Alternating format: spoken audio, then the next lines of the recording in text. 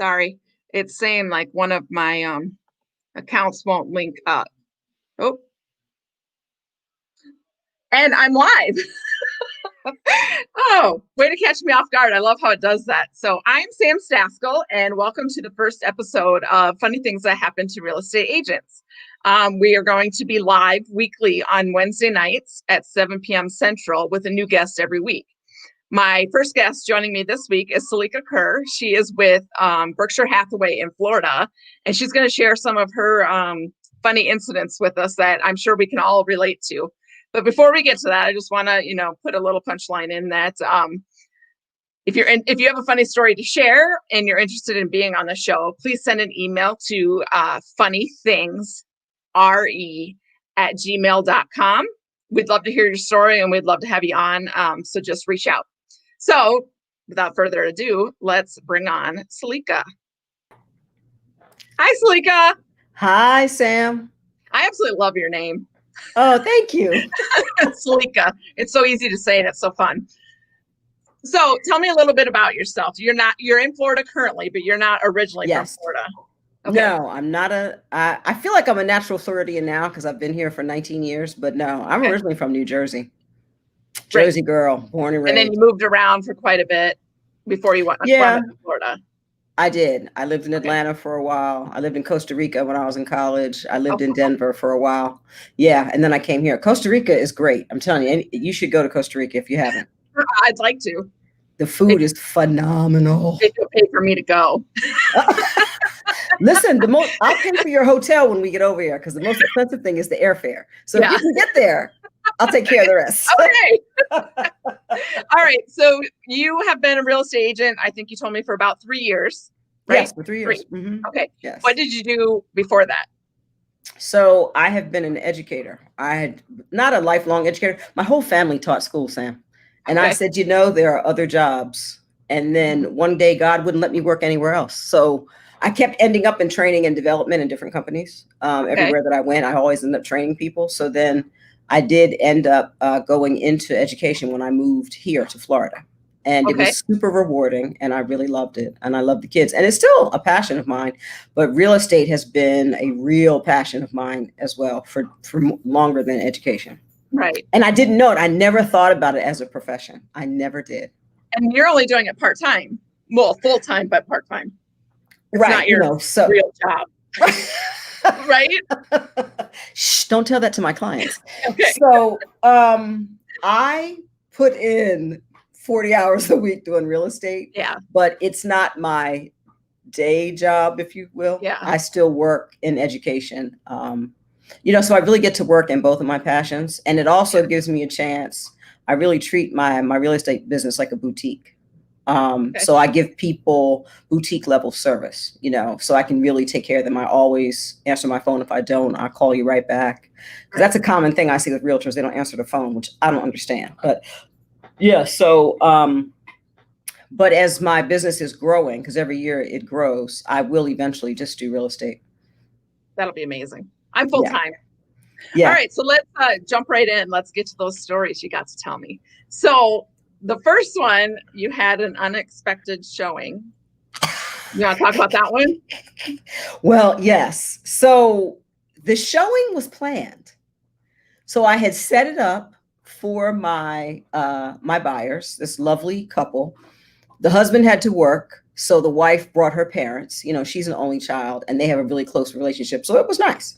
So I had set up the showing with the listing agent. And when we pull up to the house, I see the door standing open and this woman is walking in and out of the house. And I thought, I thought these people weren't supposed to be home. So I pull off down the street just in case. And I called the listing agent and I said, it appears that the people that are renting this house are still there because they were renting. Always. Right. Always. Right.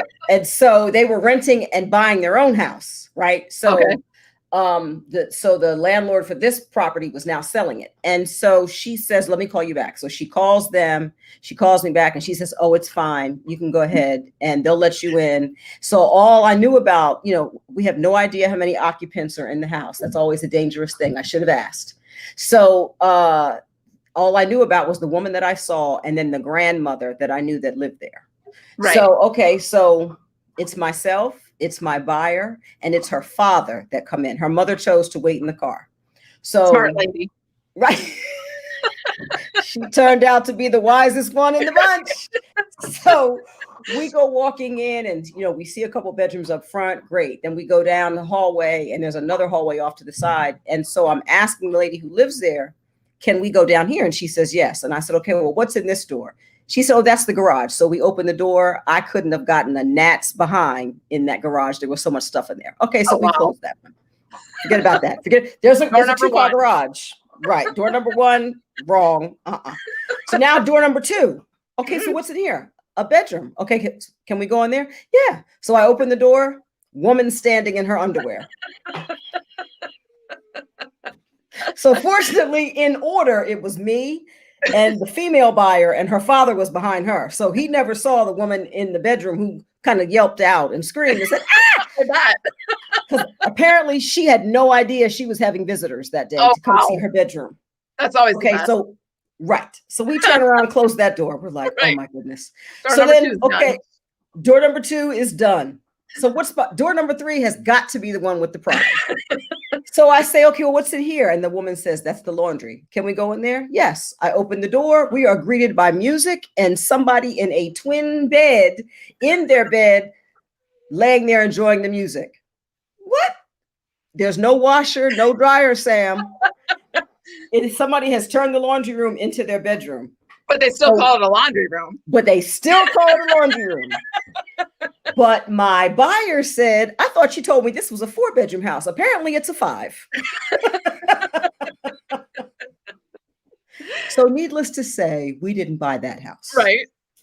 They couldn't get past. There was just too much that day. There was too much.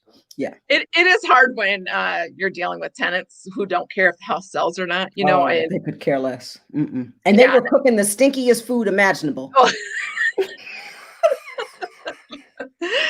Yeah, I've been in I've done showings where people are like drinking heavily when you walk in because it's a renter. Yeah. You're just like mortified. You're like, you have to be very quick on your feet when you come into these situations, which is good. Like you're like me, we have a healthy sense of humor. Thank goodness, because you have to have that in this business or you're going to just be horrified by the stuff you come into. Correct. Or run away screaming with your hair on fire. Yeah. I mean, but you have to be quick just to keep everything moving along, Correct. Yeah. Correct. Yeah. Okay. So your next story, you were talking about new development. Yes. This was new construction. Yeah. So another couple, I love my couples. And, the husband had come to me, they go to church with me. And the husband said, he and his wife had just gotten married that April. And this was about like July. He said, I got to put my family in a house. I said, okay, great. So, you have the preliminaries, you find out what they're interested in. And we go to see one house and it was a resale. So you kind of do a temperature check, see what they respond to. And they were kind of like, about that. I said, okay, so we could try some new construction. We've tried a different part of town. And they said, okay, because it was a little further out. Okay. Right. So we go make an appointment with the salesperson, the sales representative, and we go to see some new construction. So the first house that they take us to, the salesperson takes us to, was like a not upgraded model at all. It was real first-time home buyer. Be glad there's some space. We're giving you a refrigerator, a stove, and a microwave, and a washer and dryer. Aren't you excited? So they pulled in there and saw that and were like, no. So then she takes us to the upgraded house that is in the lovely community. It is the last one on the street, pavered driveway, pavered front walks, crown molding everywhere, granite everywhere. It's a 4-bedroom, 3-bath. The layout is perfect, open plan, all of the things. It's got all the things. Right. So we go look at it. Oh, they love it. They're ooh and an ah. And it was just, everybody's having a grand old time. So now we go back to the office and the salesperson says, okay, that's the last one in this community and the last one of that series that the builder is building. You're not gonna be able to find it anywhere else. So if you want it, we've got to write a contract on it. And because it's already been sitting, we're going to get you an even better price if we can close it at the end of this month. And they look at each other and they're like, okay. And then they look at me and then the salesperson says, let me get you on the phone with the lender and get you pre-qualified. So these two didn't really know much about their credit score and like how all these things work. So the wife knew she had a credit score in the 700s, but she didn't know that that was a good thing. So when the lender gets her on the phone, they're like, "Oh yeah, okay, Right. check, check, check, check, check," and Yeah. then she gets off the phone, and the salesperson says, "Okay, I need you to go get me $1,500 out the bank because we're gonna write this contract." Mhm. And the husband looked at me and he said, "Wait, I got to go smoke a cigarette because I thought we were just looking at houses today. I didn't know we were going to buy one." And he literally had to go outside Yeah. and smoke a cigarette and get his nerves together. Right. He was Take a like, deep breath. I mean, it's a big decision. It's yeah, a big decision, and you don't have time to think, especially no, right now in this market. You do not have time to think about it at no, all. no, no, I mean, no, like no. I tell people when I show them, I said, you have to be prepared to make an offer right Yeah, after the showing, because if right. not, it's gone. It's gone. It's And gone. especially if it's something as beautiful as what, and if they've been looking for a while, Oh, yeah. even before people like call to set an appointment, most of them are already like perusing Zillow and Yeah.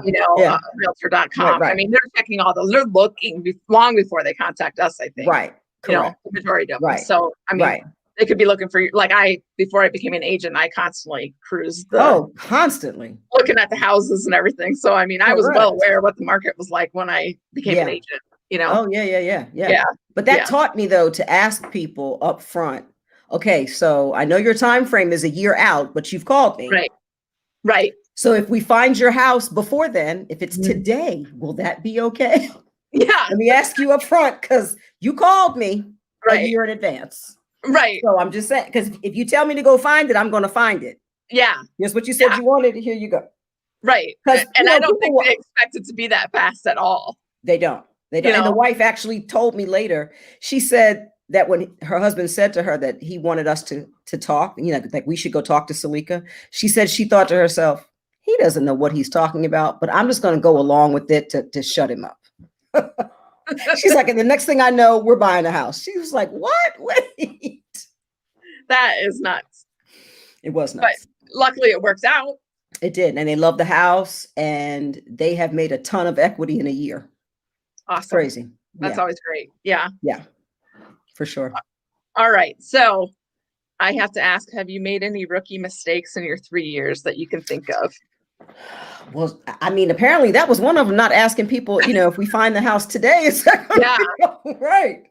That is a good point. Because, we assume most of the time when people call us that they're looking now, Right. Yeah, I know you're telling me a year, but in a year, right. They are, we just assume it's now that, I probably should ask people that too. Like, what's your time frame? I know they tell you to do that, but I don't do it. I usually just jump right in, because I'm so excited. I'm so excited to meet them and get started that I forget the basics of, I should ask like how soon they plan to buy. Because I'm planning tomorrow. Right, exactly. Because I'm figuring if you came to talk to me today, you must be ready right now. Right. Let's do this. And they're like, hold on a second. Right. I'm in a lease for another 6 months. I'm like, okay. So you want to wait 5 months to look? Right. So you want to build a house? Is that what you're saying? And I'm like, do you think you could get somebody to take over your lease? How about that lease breaking fee? You got that? Right. Is there any way you can get out of that? I mean, I don't know. I don't know. It's all those problem solving things. Correct. Yes. All right. Well, I would like to thank you for joining us tonight. It's been fabulous having you. And I think you're a hoot. Oh, thank you. I can tell that you're like high energy like me, and you're like very happy with what you do. I mean, definitely. I love it. Yeah, I love it too. And I think that makes a huge difference when you're dealing with people if you love your job. Correct. And you love who you work for. Right. Which is fabulous. Don't you hate when you come across the agents that aren't happy doing it? Yes. And I wish, I wish they would leave the profession. Well, not necessarily leave the profession, because at one time I believe they probably did love it. Right. And then something happened along the way that made them not love it. And I wish that they would talk to people like me and you who could, help them get to either a different brokerage that they like better, or help them. Maybe they're not growing like they want to, so it didn't become the that they thought it would be. So I think that branching out or, looking in different areas would help most people that are unhappy in it. Yeah, I agree with you. Yeah. So there's that. There's that. All There's right. that. Well, thank you so much. And we'll have You're to keep in welcome. touch. For sure. And if anybody else would like to come on and share their stories, please send an email to funnythingsre@gmail.com. We'd love to have you. We'd love to hear your stories. And if you're not comfortable telling your story, I'd be happy to tell your story. I'm a great storyteller. Something else funny happens, you're going to be the first one I talk to. Yes, I want to be. Yes. So join in again next Wednesday. We'll be on every Wednesday at 7 p.m. Central Time, and a new guest every week. Next week, we have Joanne Rosinski joining us. So I can't wait for her to share her story. And we're going to end it here. All right. Thank you, Seleka. Bye. Thanks for having me. Yeah. Bye.